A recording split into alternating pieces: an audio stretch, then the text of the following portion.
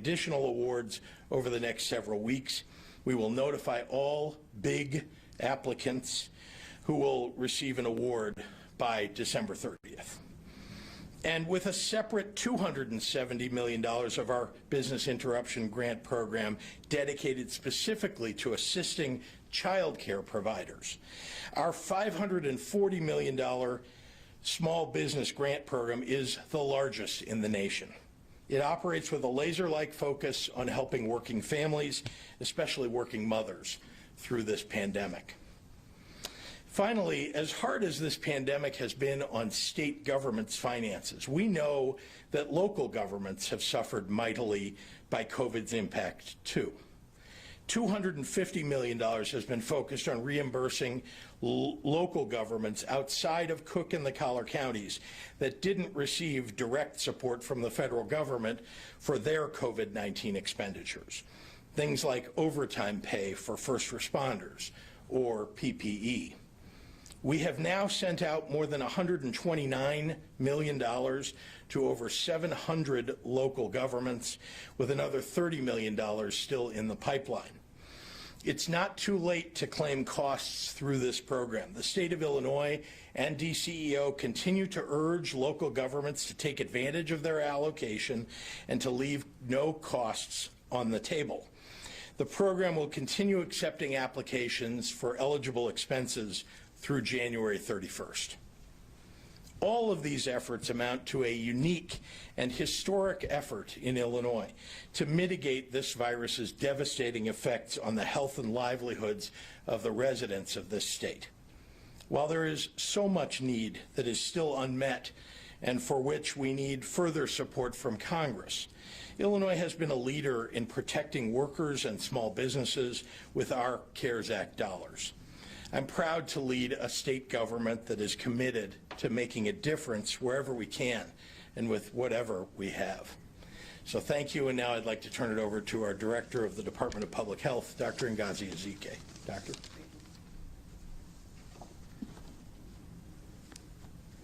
Thank you, Governor. Good afternoon, everyone. Happy Friday. It's hard to believe, but there's only one more Friday after this one for this year. As we continue to receive vaccine over the upcoming months, we want to be prepared and identify as many people as possible who can administer the vaccine once it's actually available. Our traditional healthcare partners, such as hospitals, local health departments, and clinics, of course, will be providing vaccinations, but we're also looking at additional healthcare workers who can lend a hand to this large vaccination effort. To that end, I have issued a proclamation modifying the scope of practice for both advanced and intermediate emergency medical technicians. In simple terms, this will allow many EMTs to administer both flu vaccine and COVID-19 vaccine during this pandemic. As we move forward, instead of the current challenge of not having enough vaccine, we hope that there'll be so much vaccine available that we'll need more healthcare workers to actually administer all of the vaccine. As I've said, this vaccine is the beginning of the end of the pandemic, but there's serious distance till we get to the end of the pandemic, but we will get there. Today, 7,377 new Illinoisans were diagnosed with COVID-19 for a total of 886,805 cases total in Illinois. Since yesterday, we have unfortunately received report of 181 individuals who lost their battle with COVID for a total of 15,015 lives lost. In the hospital overnight with COVID were 4,690 individuals, and of those, 1,023 were in the intensive care unit and 589 were on ventilators. In the last 24 hours, more than 112,000 COVID tests were reported for a total of more than 12.2 million tests since the beginning of the year. Please stay safe and healthy. Please help us get to the end of the end. I know you're tired of me saying it. maybe tiring in saying it as well, but it's the right thing that we all have to do. We need to avoid gatherings, wear our mask, wash our hands, and maintain our distance. Please have a great and safe weekend. Buenas tardes y feliz viernes a todos. Solo tenemos un viernes más de este año después de hoy. Increíble. A medida que continuamos recibiendo la vacuna COVID-19 durante los próximos meses, queremos estar preparados y identificar la máxima cantidad posible de personas que pueden administrar la vacuna una vez que esté disponible. Nuestros socios tradicionales de atención médica, como hospitales, departamentos de salud pública y clínicas, administran vacunas, pero también estamos buscando otros trabajadores de salud que pueden ayudar con las vacunas a gran escala. Con ese fin, he emitido una proclamación que modifica el alcance de la práctica para los técnicos médicos de emergencia avanzados y intermedios. Esto permite que los técnicos de emergencias médicas que administren la vacuna contra influenza ahora hagan lo mismo con la vacuna COVID-19 durante esta pandemia. A medida que avanzamos, en lugar de no tener suficiente vacuna, esperamos que haya tanta vacuna disponible que necesitemos más trabajadores de salud para administrar la vacuna. Como he dicho, esta vacuna es el principio del fin de la pandemia, pero no hemos llegado al final. Todavía hay un largo camino por recorrer. Se ha diagnosticado el virus de COVID-19 a 7,377 nuevas personas para un total de más de 886,000 casos aquí en Illinois. Desde ayer hemos recibido informes de 181 personas con COVID-19 que han muerto por un total de más de 15,000 vidas perdidas solo aquí en Illinois. 4,690 personas estuvieron en el hospital durante la noche con COVID-19. De ellos, 1,023 pacientes estaban en la unidad de cuidados intensivos y 589 personas estaban en ventiladores. En las últimas 24 horas se han informado más de 112,000 resultados de pruebas de COVID-19, para un total de más de 12,2 millones de pruebas aquí en Illinois. Por favor, manténgase segura y saludable. Evite las reuniones y usa su máscara y tenga un saludable fin de semana. Gracias para su apoyo. And with that, I'll turn it back over to Governor Pritzker. Thank you very much, Dr. Ezike, and happy to take members of the media, their questions. Yeah, I just have 3 questions for you and one for Dr. Ezike. Now that we're heading away from daily briefings, does that mean that we're heading in the right directions when it comes to cases, hospitalizations, and ICU capacity? Well, let's be clear, we are, in terms of cases, in terms of hospitalizations, in terms of ICUs, those numbers do seem to be heading in the right direction. Okay. Yeah. You've asked Illinoisans not to travel this winter break unless necessary. What are your plans with your family, and will you be staying in Illinois? I'll be staying in Illinois. We have vaccine distribution. We are still undergoing this crisis of the potential surge, and my plans are unchanged from what I did at Thanksgiving. Okay. Last question, Drew.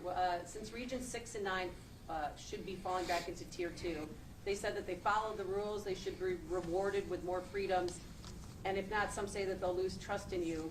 Why do you keep moving the goalposts? Because they worked so hard to be sure that they could try and open up restaurants and bars. Well, first of all, we're very glad that things are moving in the right direction. We're also concerned the numbers have not come down as precipitously as we would have liked to have seen by now, and so that's of great concern to us.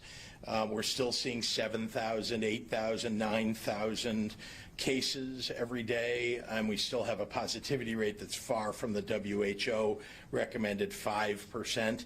Having said that, it's certainly our intention as we get through these holidays to begin to look at, without having holidays ahead, right after the new year, to get to reducing the tiers for various of our regions. But very much appreciate that everybody, remember the reward here ultimately is we have fewer people getting sick and fewer people dying, and we of course want to allow businesses to do more as soon as we possibly can.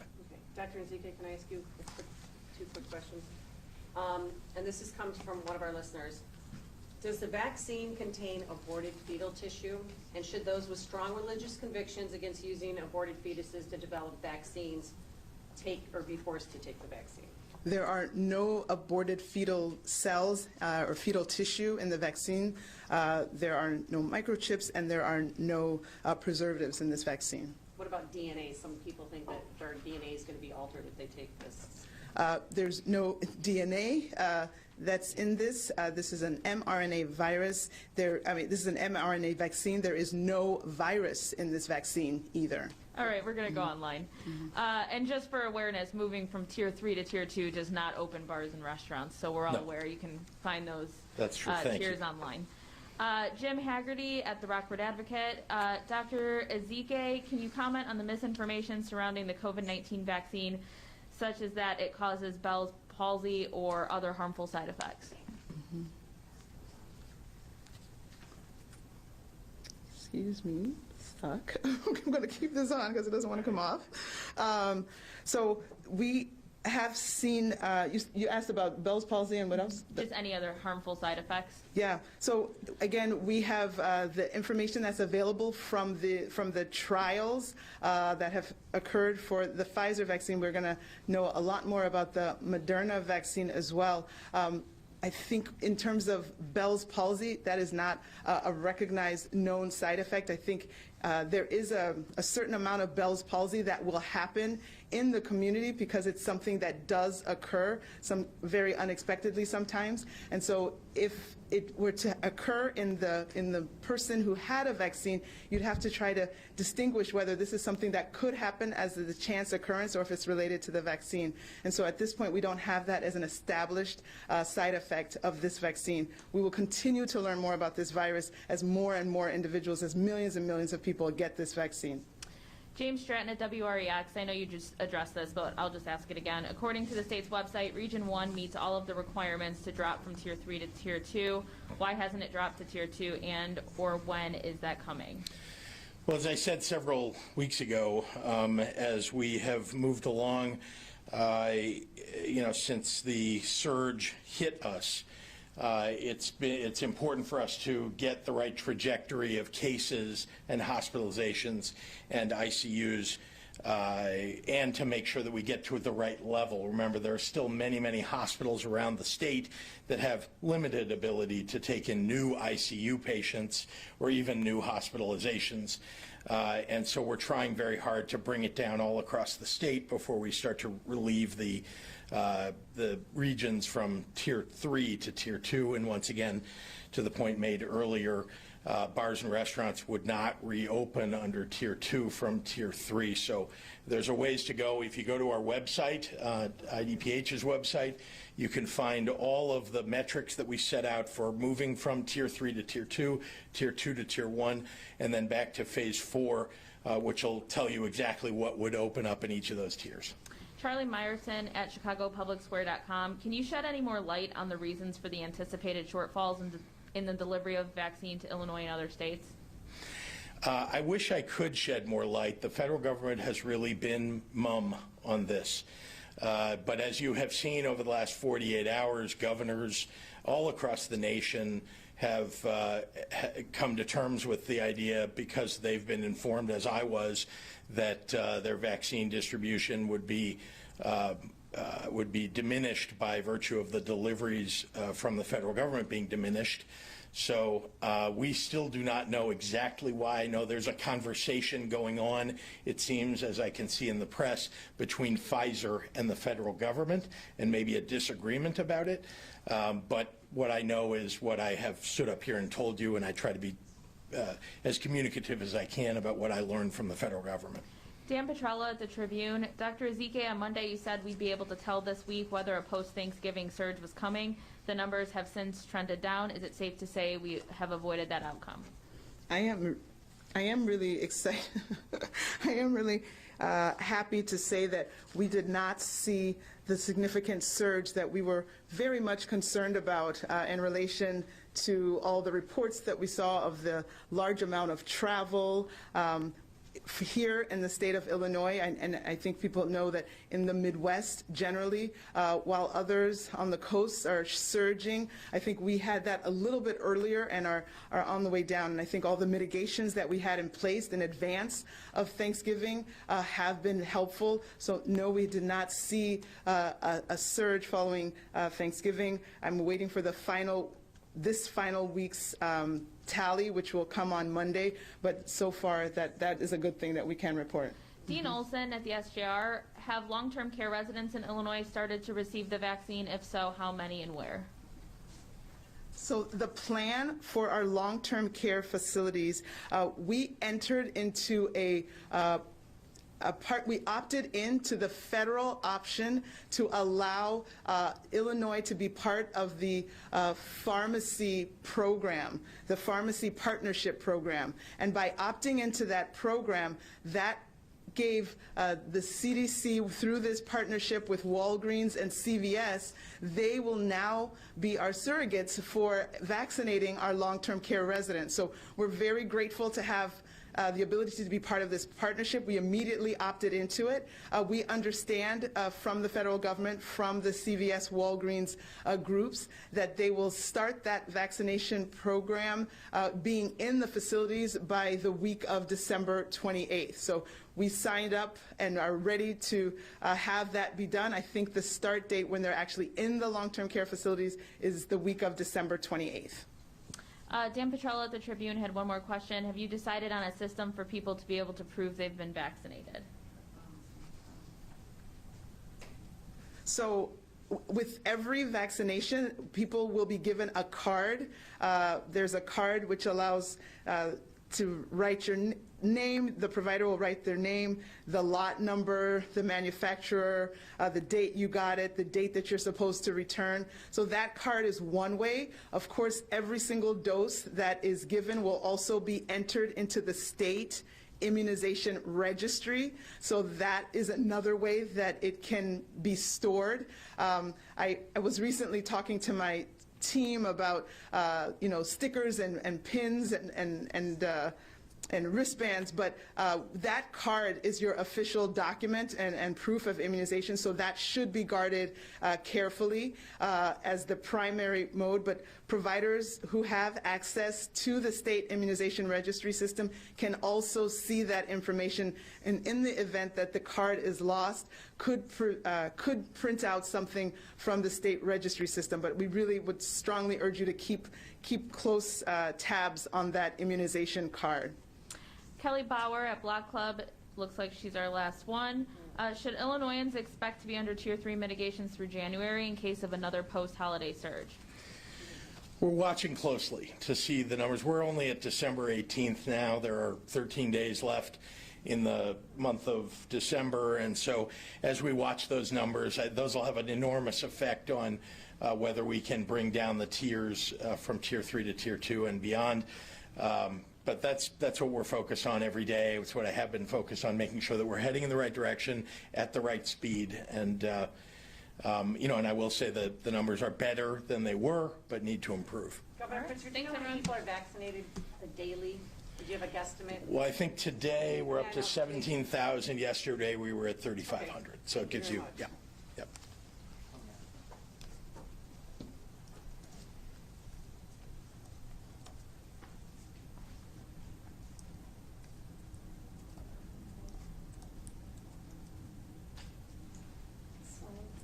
I'm sorry, how much did you say for yesterday? Today, 17,000? I'm going to be 100% honest. I was not paying attention whatsoever.